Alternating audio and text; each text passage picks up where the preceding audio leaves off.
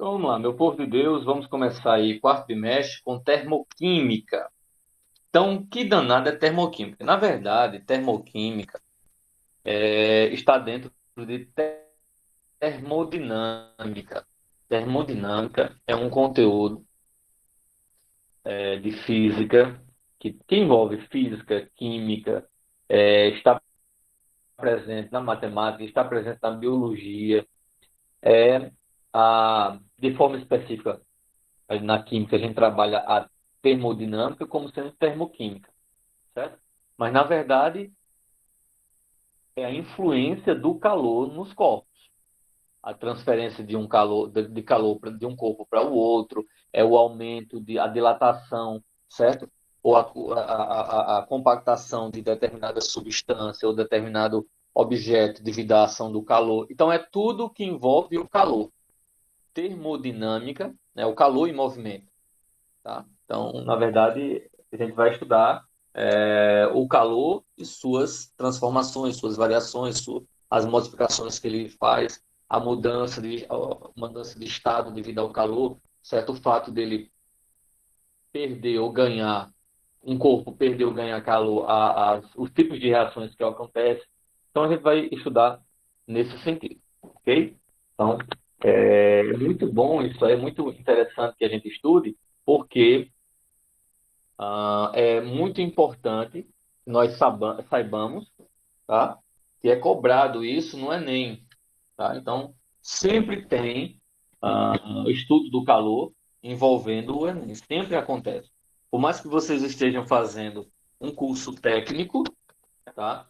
Mas eu acredito que muitos de vocês devam querer cursar uma universidade, né? Mais cedo ou mais tarde, cursar uma universidade para que você possa ter uma outra opção, além do técnico, tá certo? Mas vamos lá. Vamos direcionar o calor para a química, por isso que a gente chama de termoquímica, tá? Então, a termoquímica tem como objetivo o estudo das variações de energia que acompanham as reações químicas. Essa energia é a energia térmica, certo? A gente vai trabalhar a energia térmica. A origem da energia envolvida numa reação química decorre basicamente de um novo arranjo para as ligações químicas. Então, quando a gente tem ligações, formação ou quebra de ligação iônica, ligação covalente, rearranjo, tá? Arranjo ou rearranjo de ligações químicas, a gente tem aí variação de energia, certo? Vai absorver energia para poder o composto chegar no limite e houver a formação, vai absorver a energia para haver formação, ou vai haver quebra das ligações e aí há a liberação de energia. Tá? Quando você pega essa quebra dessas ligações e ao invés de quebra de ligação, você tem uma reação do tipo atômica, então a quantidade de energia é muito maior, por exemplo, uma fissão nuclear, uma fusão nuclear. Certo? Aí é uma quantidade de energia muito maior a ser liberada. Quantidade de energia, quantidade de calor, certo? Por exemplo, e é um conteúdo que vamos ver lá em radioatividade, certo? Uma explosão de uma bomba atômica. Tem lugar que a bomba atômica explodiu, certo? Que o calor foi tão intenso que chegou a evaporar as pessoas que estavam mais próximas. Evaporar. O cara não foi queimado, ele foi evaporado, certo? Ou melhor, foi sublimado, né? Devido à quantidade enorme. Ele foi sublimado, ele saiu do sólido, certo? Evaporado, no caso dos líquidos presentes no corpo, mas de forma geral sublimado, que a parte sólida foi evaporada, certo? Então seria sublimado, tá? E aí na parede você só vê a imagem da pessoa, tá? É como se fosse a sombra, ficou apenas a sombra, é como se fosse uma foto sendo retirada, tá? E ficando apenas a imagem. Então é uma quantidade de energia muito grande, certo? E a fusão nuclear, você tem fissão e fusão nuclear. Fissão é quebra, tá? Fusão é formar um novo composto. Então, a fusão nuclear ainda tem maior quantidade de energia, ainda elimina maior quantidade de energia do que a fusão, A formação de um novo composto, certo? Tem uma liberação de energia muito maior. Aí onde é que nós podemos encontrar a fusão atômica? No Sol. No Sol acontece a fusão atômica. Então a quantidade de energia atômica que é liberada pelo Sol provoca uma luminosidade tão grande que atinge outros planetas, certo? Não é à toa que nós... Não, aí você tem outra. É possível... Isso existe em situações em que é feito num laboratório também, tá? Numa usina nuclear se faz fusão atômica, tá? Dá para fazer. Dá para fazer, não, é feito. Né? Não é à toa que a partir da fusão atômica foi feitos elementos químicos artificiais. Aí vocês podem relembrar. A gente vai voltar a falar sobre isso mais na frente, né? Mas aí você pode lembrar lá no Homem de Ferro 2, tá? Em que ele está com um problema devido à fonte de energia, tá dando vazamento no peito dele, né? A fonte de energia que ele usa, tá? Para armadura e tal. Então tá dando vazamento e ele acaba, através de orientações do pai dele, criando um novo elemento químico, certo? E aquela estrutura que ele faz lá, aquela forma que ele faz, certo? É parecida com a mesma que o Flash tem, né? Na série do Flash, você tem aquele local onde ele corre ao redor, e a ideia seria essa, né? Você tem um átomo liberado, você tem uma quantidade de energia sendo liberada de forma circular, e aí solta um elemento, certo? Uma partícula, e essa energia choca com a partícula. E aí ele se divide, certo? E aí formam outras partículas. Na energia, a quebra e formação de outras partículas. Tá bom? Mas isso é lá para a radioatividade. A gente vai ver isso mais na frente. Tá bom? Então, o conteúdo de energia armazenado, principalmente na fórmula de ligações, é chamado de entalpia. Então, entalpia é a quantidade de energia que você tem em determinado corpo, em determinada substância, ou que você tem liberado ou absorvido numa reação química, certo? Então, essa entalpia, ela é derivada do grego, né? Que significa calor, e é simbolizada pela letra H. Certo? Toda vez que você falar em entalpia, o Hzinho representa a entalpia. Se você tem, por exemplo, é, HR, é porque é entalpia do reagente. E se você tiver HP, é entalpia do produto. Então, se você tem aqui, por exemplo, uma reação química, AA mais Bzinho B, formando Czinho C mais Dzinho D. Então, você tem que identificar, por exemplo, o que são essas letras minúsculas, A, B, C, D, minúscula. Minúsculas são os coeficientes estequiométricos, certo? É a quantidade de substância que você vai ter na reação. As letras maiúsculas representam as substâncias, certo? As letras maiúsculas, a substância. Aí, essa que eu tenho no início é chamado de reagentes. Seriam aí os ingredientes de um bolo, e isso final é chamado de produtos, que é o bolo pronto, digamos assim, de forma bem rústica, certo? Então, eu tenho uma quantidade de energia no reagente, que eu vou chamar de HR, e tenho uma quantidade de energia no produto, que eu vou chamar de HP, certo?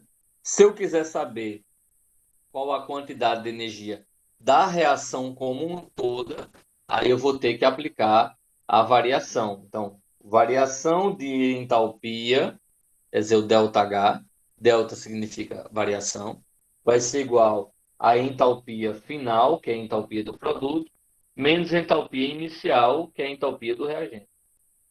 Então, é aquela quantidade de energia, certo? Que foi gerada, menos a quantidade de energia que existia no início. Então, aí você consegue identificar a quantidade de energia total de uma reação química. Alguma pergunta, pessoal? Até aí?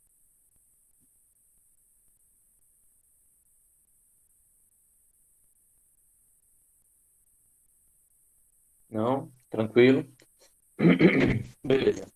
Então vamos, sim, sempre a variação de entalpia, o Alisson, vai ser a entalpia final menos a entalpia inicial. Quer dizer, a entalpia do produto menos a entalpia do reagente, tá? Com isso aí você descobre a entalpia, quer dizer, a quantidade de energia na forma de calor da reação química, certo?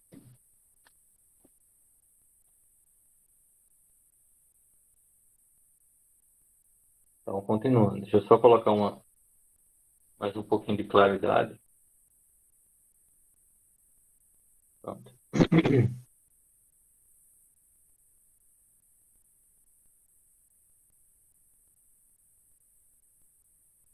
Então, primeiramente, vamos ver o que é caloria. Isso vocês devem ter visto em física, certo? Acho que física é esse ano. Esse ano é que trabalha essa parte de química, de termoquímica, tanto em física como em química. Então, caloria é uma quantidade de energia, certo? A quantidade de energia de uma determinada substância. Isso de forma geral, né? A quantidade de calor é a quantidade de energia de uma substância. A caloria é uma unidade de quantidade de calor, certo? Para a gente identificar o que é caloria, a gente vai dizer que é a energia necessária para aumentar em 1 grau Celsius 1 grama de água. Então, se eu pegar 1 grama de água, colocar para aquecer, a energia necessária para sair, por exemplo, digamos que a água está a 20 graus Celsius. Então, a quantidade de energia que eu vou precisar para poder passar de 20 graus Celsius para 21, eu vou chamar de caloria. Tá? Isso é a definição de caloria. Joule, né, ou joule, é a quantidade de energia em que você tem a massa de 1 quilo. Então, qual é a quantidade de energia necessária para que eu mova, né, retire do repouso e faça ter movimentação uma massa de 1 quilo, deslocando 1 metro em 1 segundo. Então, qual é a quantidade de energia necessária para deslocar 1 quilo, certo, por 1 metro em 1 segundo? Essa quantidade de energia eu vou chamar de joule ou joule. Existe uma relação entre elas, né? Uma caloria vale 4,18 joule. Da mesma forma que uma quilocaloria vale 4,18 quilojoule. 1 quilocaloria vale 1.000 calorias, né? A gente tem que lembrar disso aí. 1 quilocaloria, ou cacau, né, digamos assim, equivale a 1.000 calorias. Geralmente a gente faz nossas contas em quilocaloria ou quilojoule, e não em caloria ou joule, tá bom? Então, 1 kJ vale 1.000 joules, certo?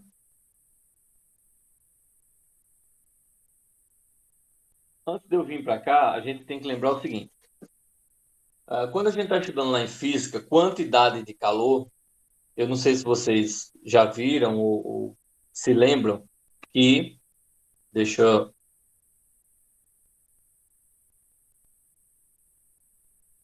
só colocar para vocês aqui.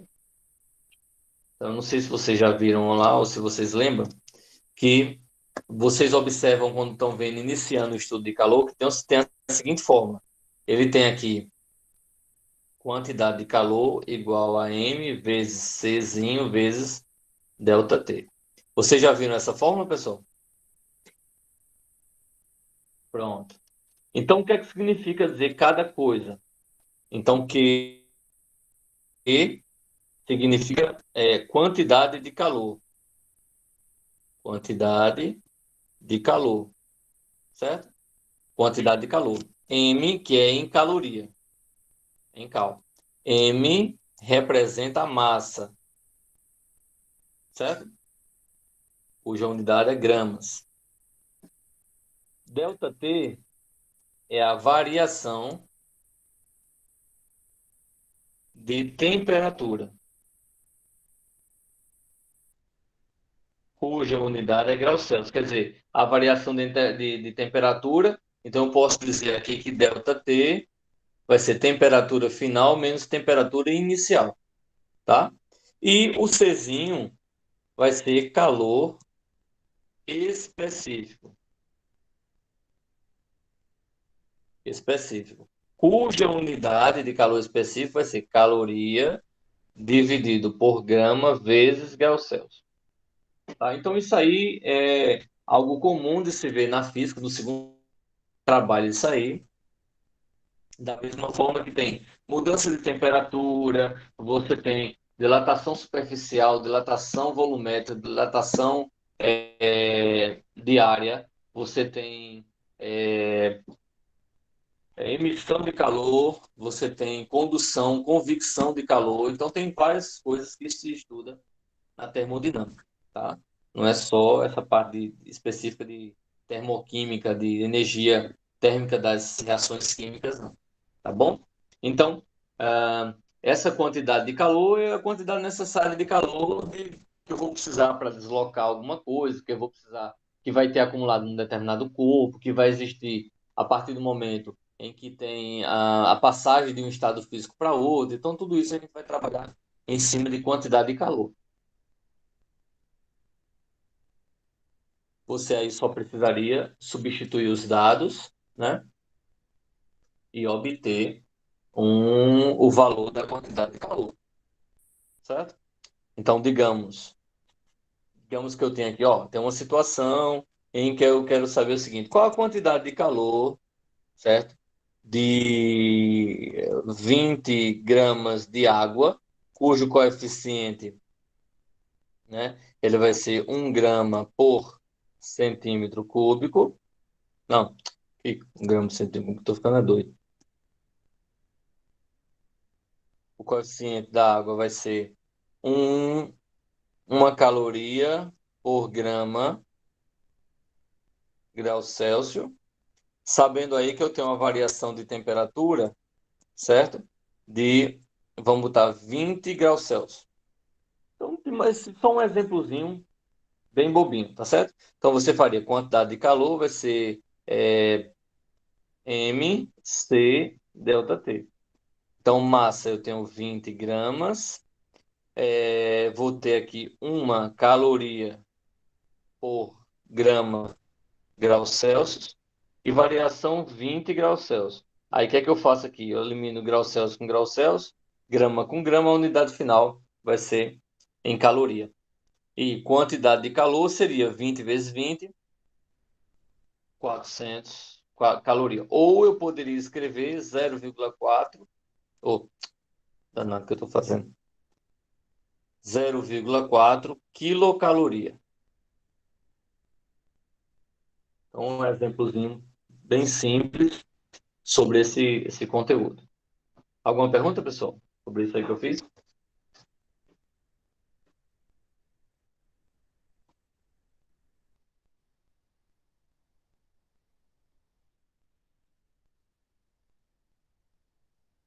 Não? Tá tranquilo? Vamos embora. Beleza. Então, efeitos energéticos nas reações químicas. Então, como é que esse efeito pode acontecer? Tá? Como é que a gente pode ter uma mudança de temperatura, um efeito de temperatura? Nós temos aí o seguinte, nós temos uma reação. Que reação é essa? Se vocês viram, ou deveria ter visto em biologia, certo? Isso é a fotossíntese, certo? A planta recebe CO2 de água, transformando isso na seiva bruta. É, claro que está faltando ainda sais minerais para você ter a fotossíntese completa, né? Mas transformando isso em glicose e O2. Que é a glicose ele vai ser considerado como uma seiva elaborada, tá? Mais gás oxigênio, ok? Então, o que é que a gente consegue observar nessa reação química? Esse efeito vai acontecer se existir luz. Se a luz não existir, não haverá fotossíntese. Tem que ter a luz. É de fundamental importância ter luz, ok? Tanto que a planta não vai realizar fotossíntese à noite. À noite, sem luz, ela vai realizar respiração, igual nós, certo? Ela vai ter respiração apenas, não vai ter fotossíntese, apenas respiração.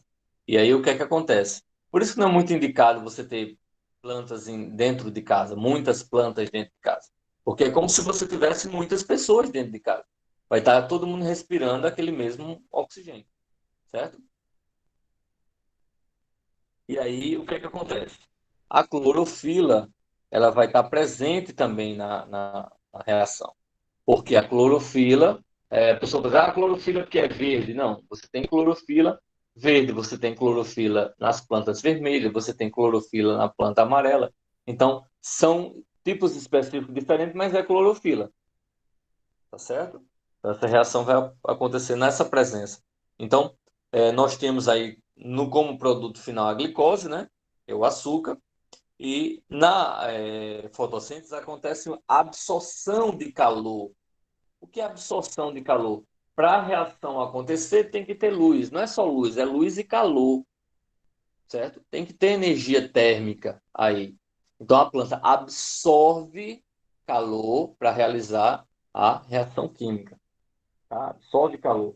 Quando a gente pega, por exemplo, o etanol, que é o álcool, e queima, né? Coloca fogo, está tendo liberação de calor. Quer dizer, está ocorrendo liberação de calor. Certo? Então você tem aí reação química, está tendo a reação química aí da queima do álcool. Você tem o álcool, que é o etanol, na presença do gás comburente, que é o O2, vai se transformar em CO2 e água. Então toda reação de combustão, né, de queima, ela tem liberação do calor. Então, na verdade, você tem dois tipos de reações. Você tem a reação que absorve calor para que a reação aconteça, e a outra que libera calor.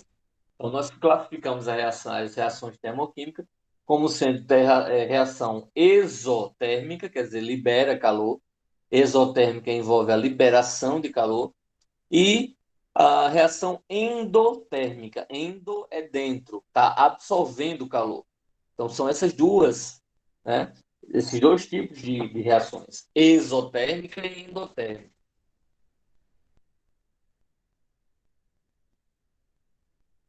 Exotérmica libera calor, certo? Exotérmica libera calor e endotérmica absorve calor. Então, tem essa diferença bem específica, tá? E aí você tem agora algumas características, certo? Desse tipo de reação, tá? Como é que vai proceder?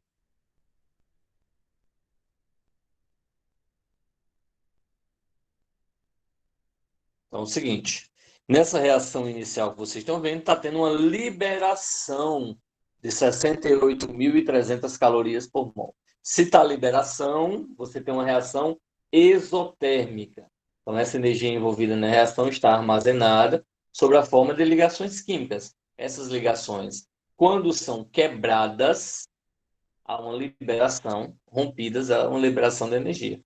Tá certo? Aí tem o que eu mostrei para vocês. Essa quantidade de energia é chamada de entalpia. Você tem numa reação química a entalpia do reagente e a entalpia do produto. A entalpia do reagente é o que vai diminuir a entalpia do reagente, porque você está quebrando, tá? E você tem aí a entalpia do produto que vai aumentando, já que o reagente está se transformando em produto.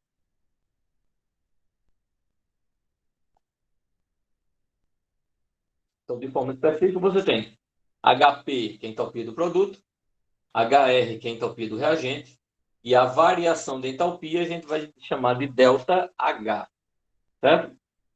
Então, antes que eu venha para cá, só relembrando o que a gente já comentou, eu sei que ΔH vai ser igual à entalpia do produto menos a entalpia do reagente. Então, essa é a maneira que eu tenho de calcular a minha variação de entalpia. A forma que eu tenho de calcular a variação de entalpia.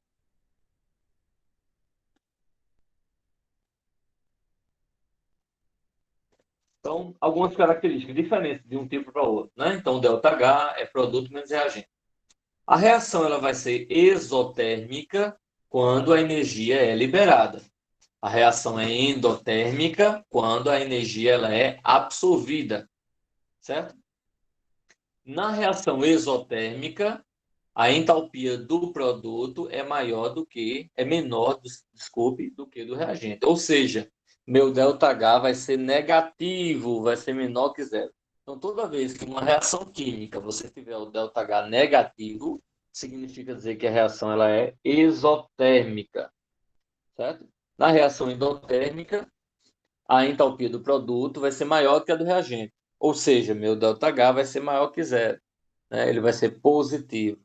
Então, ΔH positivo significa dizer que vai ser reação endotérmica.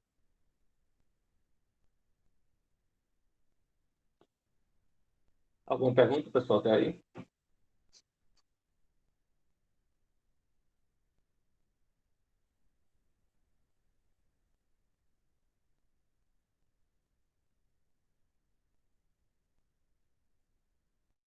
Algum? Quem vai perguntar alguma coisa, tiver alguma dúvida?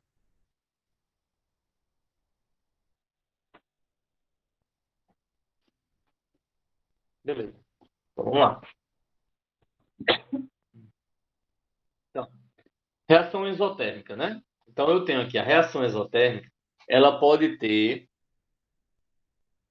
o ΔH menor do que zero, ou seja, o ΔH negativo.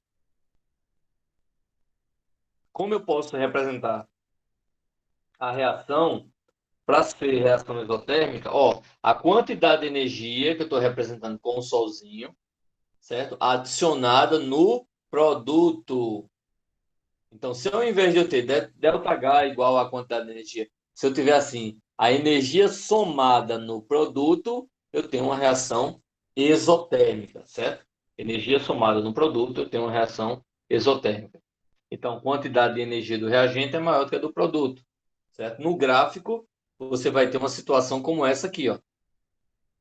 No gráfico, você vai ter essa situação. Significa dizer que o ΔH está diminuindo. Eu tenho uma quantidade de energia em cima inicial, ó, tem uma quantidade de energia inicial aqui maior do que a quantidade de energia final. Está havendo um decréscimo, uma queda, uma diminuição de energia. Isso é a característica da reação exotérmica, tá?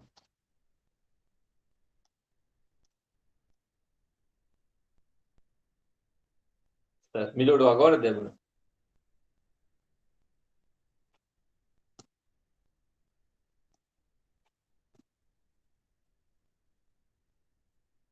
Beleza. O que você perdeu, qualquer coisa, você dá uma olhadinha na gravação que eu vou postar lá, tá? Então, reação endotérmica. Na reação endotérmica, você tem a somatório, né? A gente sabe que na reação endotérmica, o ΔH ela vai ser maior que zero, ou seja, o ΔH é positivo. Mas também pode não aparecer o ΔH, pode aparecer a quantidade de energia na própria reação. Então, a gente viu que se a quantidade de energia for somada no produto, a reação é exotérmica. Se a quantidade de energia for somado no reagente, né, aqui é o reagente, então a gente tem um tipo de reação que é endotérmica, tá? E como é que vai ficar a história do gráfico? Lembrando que o produto é maior do que o reagente, certo? Aí, como assim, professor? Vamos ver o gráfico, você vai entender essa história de produto maior do que reagente. Ó, se você observar aqui no gráfico, você vai ver essa situação aqui, ó, em que você tem, por exemplo, ó, quantidade de reagente, certo? E quantidade de produto. Então, a quantidade do reagente é menor do que a do produto. Está aumentando a energia. Então, se está aumentando a energia, é porque essa energia está sendo absorvida, né? Absorvida. E se é absorvida, a gente está trabalhando com reação do tipo endotérmica. Ok? Perguntas?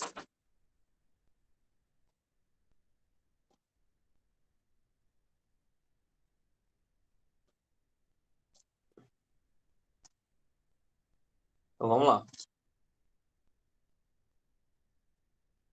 Então, ó, como pode aparecer? Reação exotérmica. A reação exotérmica, ela pode aparecer o seguinte, ó, ΔH negativa, reação exotérmica. Ou a quantidade de energia sendo somado no produto. Reação endotérmica, ΔH positivo, ou a quantidade de energia sendo somado no reagente. Assim, ó, Fe3O4 mais 267 quilocaloria, formando 3Fe, ou 3Fe mais 2O2. Então, pode ser somado no produto, é exotérmico. Somado no reagente, é endotérmico. Ou ainda, você pode ter esse caso aqui de baixo, ó, que ao invés de ser somado no reagente, é subtraído no produto. Isso também é uma característica é um tipo, uma forma de representar, de representação, né, da reação endotérmica. Dúvidas?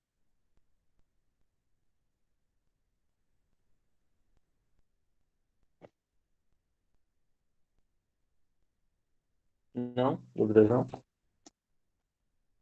Tranquilo. Então aí eu tenho uma forma de medir o calor de uma reação. Como é que eu posso fazer isso? Beleza, Pedro? Débora, valeu. Então, eu vou medir, certo? A minha reação utilizando um calorímetro, né? Uma bomba calorimétrica, que é isso que vocês estão vendo aí. Deve ter visto em física também, certo? E usar para o cálculo a reação que eu mostrei lá em cima, né? Quantidade de calor é massa vezes calor específico vezes variação de temperatura, certo? Isso, parece, mas parece mesmo uma garrafa de café, tá? Esses modelos de calorímetro, eles parecem mesmo uma garrafa, certo? Na verdade, você tem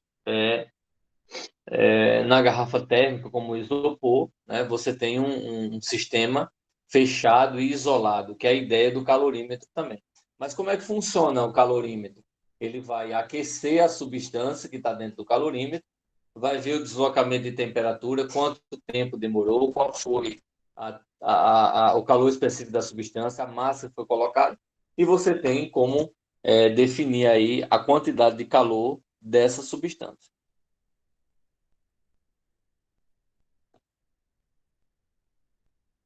Tá?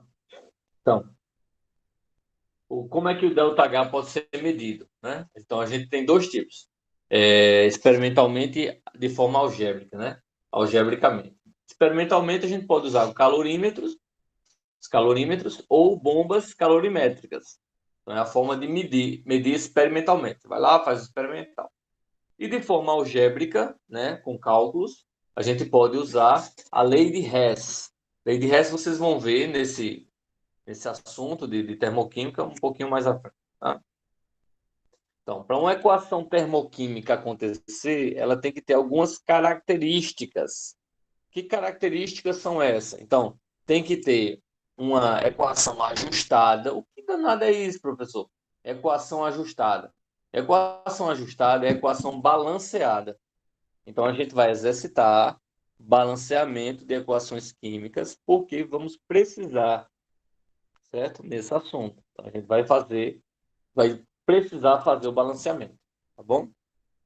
Dois, a gente tem que observar também, tem que estar presente o estado físico, dizer se a substância é sólida, líquida ou gasosa. Porque dependendo do estado físico, a gente vai ver que a substância pode ter uma quantidade de energia maior ou menor, certo? Quanto mais estável a substância for, maior a sua quantidade de energia, de entalpia, certo? Significa dizer o quê? Por exemplo, se eu tiver água sólida e água líquida, certo? Então, a água sólida, o gelo, por exemplo, ela vai ter uma quantidade de energia maior do que a água líquida, porque a energia está acumulada, certo? Variedade alotrópica, quando existir. O que é variedade alotrópica? É alotropia. Acontece, é um fenômeno que acontece com substâncias simples, no qual você tem essas substâncias simples e existe, por exemplo, características diferentes ou estruturas diferentes, tipo carbono grafite e carbono diamante.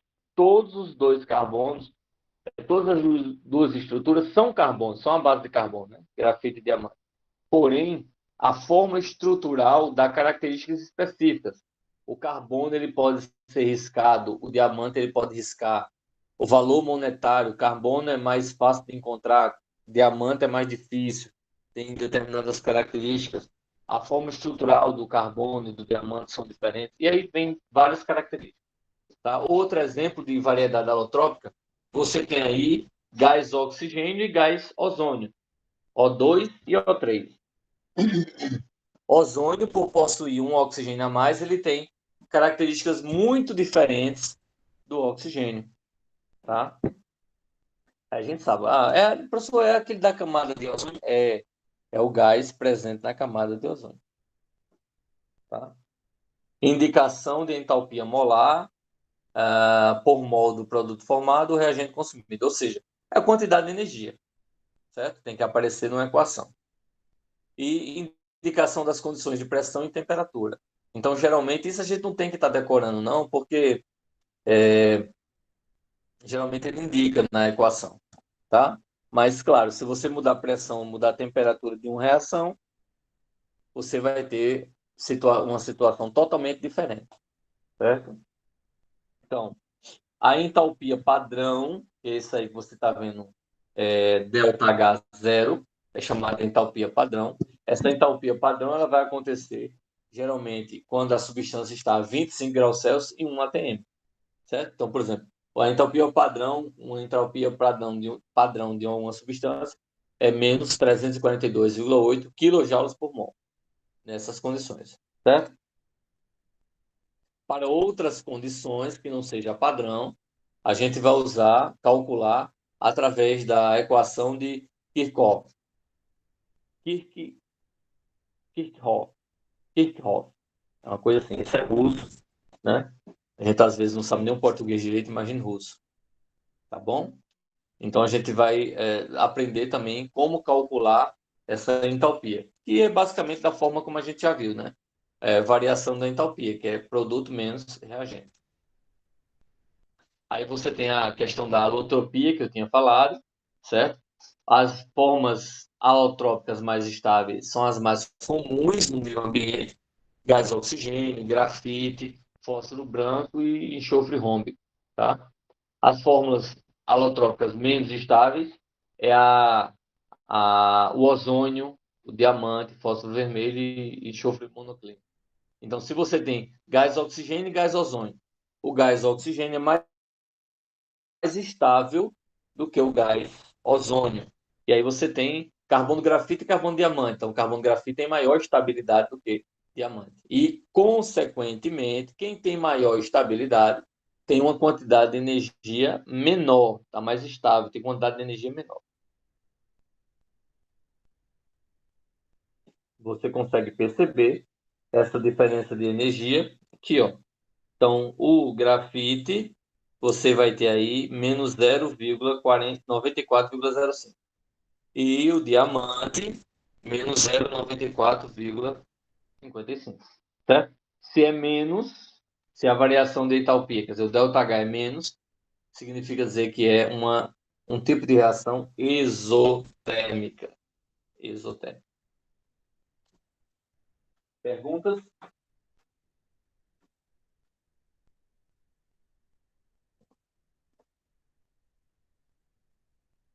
Hein, pessoal? Alguém vai perguntar alguma coisa?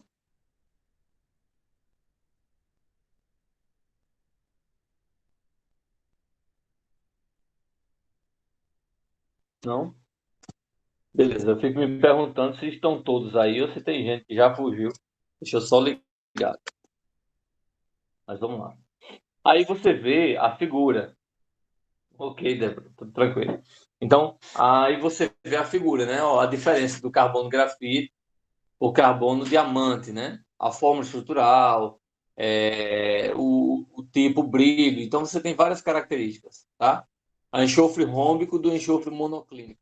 O enxofre rômbico ele é mais amarelo, né? Ele é todo amarelo. Enquanto que o enxofre monoclínico ele tem traços amarelos, ok? Tem essa diferença aí.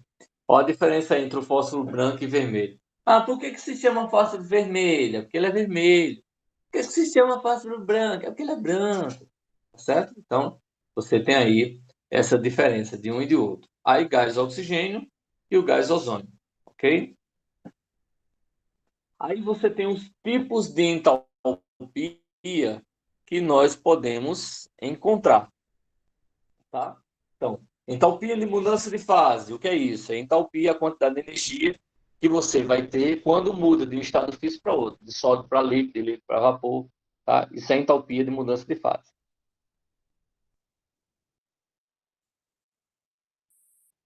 Entalpia de formação, de calor de formação, o que é isso? É quando está formando uma substância. Calor de formação é quando a substância está sendo formada. Por exemplo, eu vou formar água. Como é que eu formo água? H2 mais O2, né? 2H2 mais O2 vai formar 2H2O. Eu estou formando água. Então, você vai ter o quê? Calor de formação. Está formando uma substância. Certo? O que seria calor de decomposição? Ah, agora eu tenho água e vou decompor ela. Certo? Vou decompor, vou quebrar a molécula de água. E vai transformar em quê? Em H2 mais O2. Então, essa primeira equação é de formação. Está formando água. A segunda é de decomposição. Está quebrando, decompondo a água. Certo? Entalpia de combustão. Toda combustão é queima. Então, entalpia de combustão é entalpia, quer dizer, a quantidade de energia gerada a partir da queima de alguma coisa. Por exemplo, eu tenho C2H5OH, ou C2H5OH, né, que é álcool, que reage com O2, formando o quê? CO2 mais água. Então, isso aí é queima. Toda queima é entalpia de combustão. Certo? A entalpia de dissolução é a quantidade de energia que vai existir quando nós estamos dissolvendo alguma coisa. Por exemplo, eu tenho hidróxido de sódio, que é sólido, e eu vou dissolver em água. Então, vai aquecer, vai gerar uma quantidade de energia. Tem outras substâncias, quando a gente coloca em água que mexe, ao invés de ficar quente, fica frio. Então, tem absorção de energia. Porque arco-íris, Débora, é algo totalmente diferente de ozônio. Ozônio é uma substância química em que você tem de fórmula molecular O3, que está presente numa camada atmosférica, que serve para filtrar, quer dizer, diminuir a ação dos raios ultravioletas do Sol. Arco-íris é um fenômeno físico, óptico, certo? Que eu acho que vocês, eu não sei se vocês já viram, vão ver óptica esse ano ainda. Então, arco-íris é um efeito óptico em que a luz não polarizada do Sol, quer dizer, a luz do Sol, incide, quer dizer, passa pelas gotas de água que está na atmosfera, né? Nas nuvens, por exemplo. E aí, essa gota d'água funciona como prisma. A luz não polarizada, quer dizer, a luz do sol, é um conjunto de várias cores. Quando passa por um prisma ou quando passa pela gota d'água, essas cores elas são libertadas e é por isso que você vê o arco-íris. Não é à toa que se você pegar num dia de sol, se você pegar uma mangueira, prender parte da saída da mangueira e fazer tipo um chuveirinho, você vai ver um arco-íris sendo formado. É porque eu criei um arco-íris. Não, arco-íris é um efeito físico, é um efeito óptico, em que o sol está incidindo sobre aquele jato de água que você está deixando cair e está formando um prisma, como se está decompondo a luz branca do Sol em várias cores. Por isso que você consegue ver as várias cores do arco-íris. Deu para entender?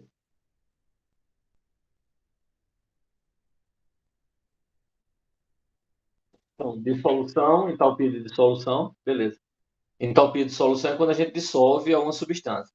Entalpia de neutralização é quando a gente neutraliza, por exemplo, um ácido ou uma base.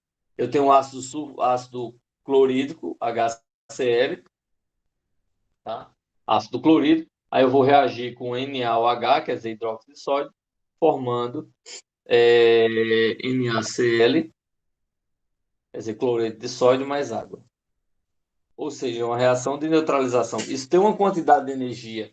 Essa quantidade de energia é entalpia de neutralização. E a última entalpia de ligação é quando eu tenho uma substância, por exemplo, eu tenho aqui H, que é H2, mais O, dupla O, que é gás oxigênio, certo? E vou quebrar essas ligações e unir para formar H2O, certo? Então, eu estou quebrando ligações para formar um novo composto. Isso aí eu tenho energia ou entalpia de ligação, certo? Alguma dúvida, pessoal?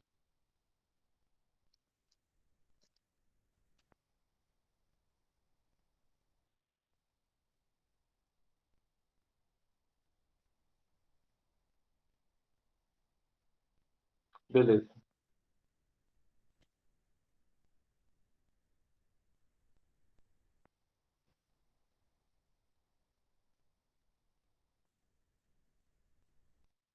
Então, continuando. Termoquímica. Então, o que é termoquímica a gente já viu, isso é uma revisão, né? Uma parte de revisão. A parte da química que estuda as variações de energia, né? De entalpia, como recebe, como perde, isso numa reação química, né? Vimos que o calor, ele pode, é a transmissão, né? De um corpo, de um corpo para o outro, né? Sempre de uma menor, quem tem maior temperatura para quem tem menor temperatura, é sempre de quem tem mais calor para quem tem menos calor, certo? Vimos também que existe a energia de liberação, né, de mudança, tá? De estado físico, seja a água se transformando em gelo, eu vou ter aí, nesse caso, se for água se transformando em gelo, tem que perder energia para se transformar. Se for o contrário, o gelo se transformando em água, eu tenho que aumentar a minha temperatura, quer dizer, receber calor para poder mudar de estado físico, certo? Quando absorve calor é chamado de reação endotérmica, quando libera calor é chamado de reação exotérmica. Existem três tipos de sistema: aberto, fechado e fechado isolado. Qual a diferença? Sistema aberto é quando você pega uma panela, coloca com água no fogo, sem tampa.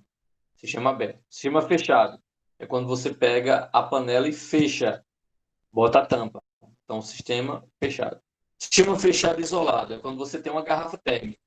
Está fechado e está mantendo o isolamento, quer dizer, está evitando que a água esfrie rapidamente. Vai esfriar? Vai, mas vai demorar mais, certo? Porque está um sistema isolado. Aí tem uma figurinha mostrando a vocês o processo exotérmico, né? Saída de calor para a vizinhança. Para a vizinhança, meio externo, tá? E processo endotérmico, que é absorvendo do meio calor.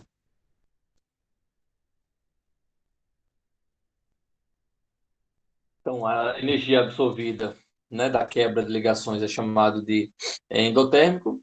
E a energia liberada, como eu já falei, a gente tem um processo exotérmico, né? Essa energia que recebe, que perde, a gente chama de entalpia, pode ser medida em joule ou em caloria, certo? A subtração, produto menos reagente, a gente tem aí a variação da entalpia, né? Como a gente já mostrou aí para vocês. Você tem aí uma reação do tipo exotérmica, porque você está vendo que está diminuindo, né, a quantidade de energia, processo exotérmico. Aí você está vendo uma reação endotérmica. Quer dizer, o inicial é menor do que o final. Está aumentando a energia. Aumentou a energia, ΔH positivo, processo endotérmico. Diminuiu a energia, certo? Diminuiu a energia, você tem ΔH positivo. Não, desculpa, eu troquei. Aumentou a energia, ΔH positivo, reação endotérmica. Diminuir a energia, ΔH negativo, tá? Reação exotérmica, tá bom? Aí você tem mostrando um exemplo da reação exotérmica, vê que o ΔH é negativo, tá? E aqui você tem outro exemplo, reação endotérmica, vê que o ΔH ele é positivo. E aí vamos para algumas questões, certo? Temos um tempinho, vamos para algumas questões. Vamos lá. Colocar verdadeiro ou falso. Nesse gráfico que você está olhando aí, ocorre liberação de energia. Essa liberação é chamada de processo exotérmico, verdadeiro ou falso? Acontece liberação de energia na reação, verdadeiro ou falso?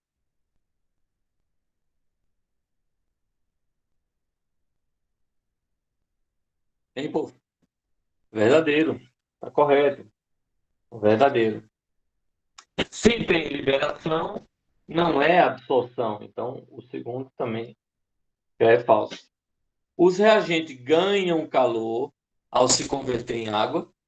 Há um ganho de calor? Não, é uma absorção. Então, também falso. Tá? O calor envolvido na reação de 120 gramas é 2.416. Aí você olha, ó, quanto é a massa da água? A massa da água é 18 gramas. Então, para 18, eu tenho quanto? Menos 241,6. De 18 para 180 é só multiplicar por 10. Então, realmente, essa resposta está verdadeira. O ΔH do produto é maior do que o do reagente? Não, se o ΔH do produto for maior do que o do reagente, fica positivo. Então, falso. Dúvidas?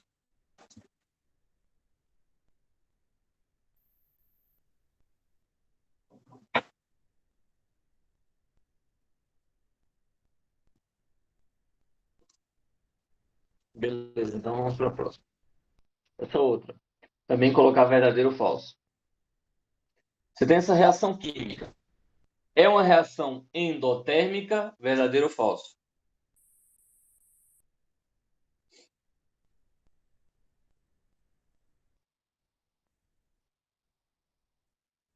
É uma reação endotérmica? É sim, é uma reação endotérmica. Por quê? Ó, energia somada no reagente. Energia somada no reagente é endotérmica. Então, a letra B está errada porque não é exotérmica, certo? Aí, a energia é absorvida. A energia absorvida é 491,5, verdadeiro ou falso?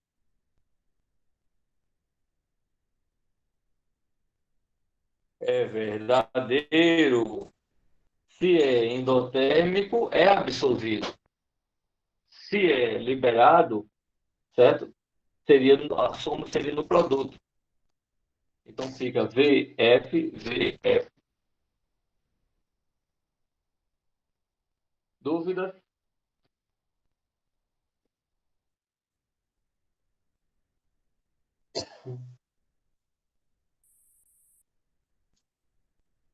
Beleza, vamos para a próxima então. Quinta questão, continuamos aí. Verdadeiro ou falso? Nesse sentido, é uma reação endotérmica, verdadeiro ou falso?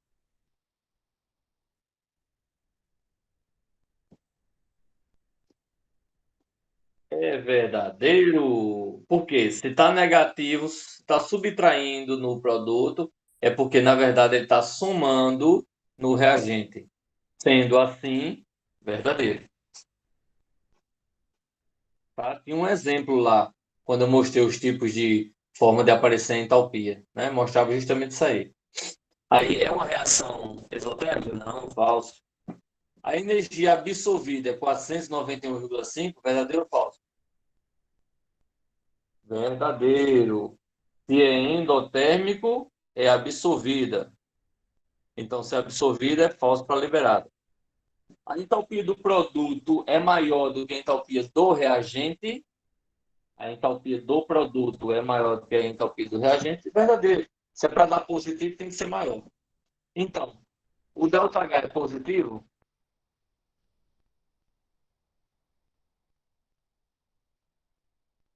Se é endotérmico, o ΔH é positivo?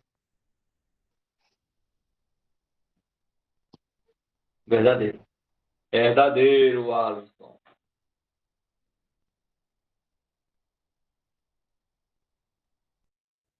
Dúvidas nessa?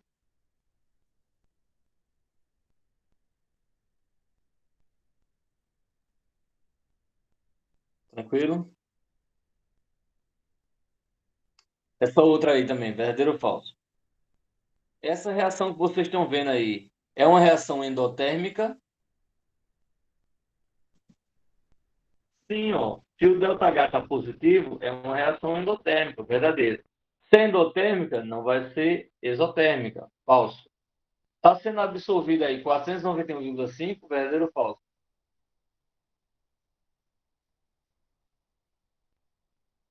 Está sendo absorvido essa quantidade de energia? Verdadeiro. Se é positivo, é absorvido. Não é liberado. Se é absorvido, o ΔH vai ser menor do produto, é menor do que o reagente. O ΔH do produto é menor do que o do reagente. Falso. Por quê? Para dar positivo, o produto tem que ser maior do que reagente. É maior do que zero? Sim, verdadeiro. Fica essa sequência aí, tá?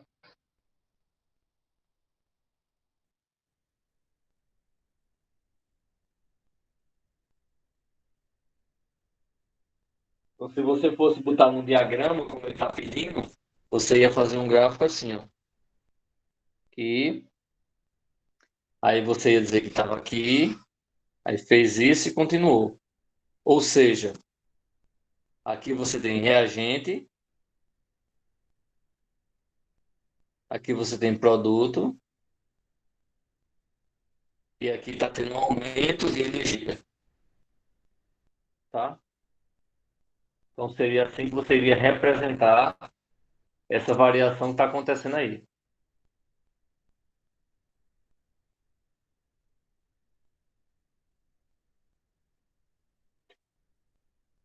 ok?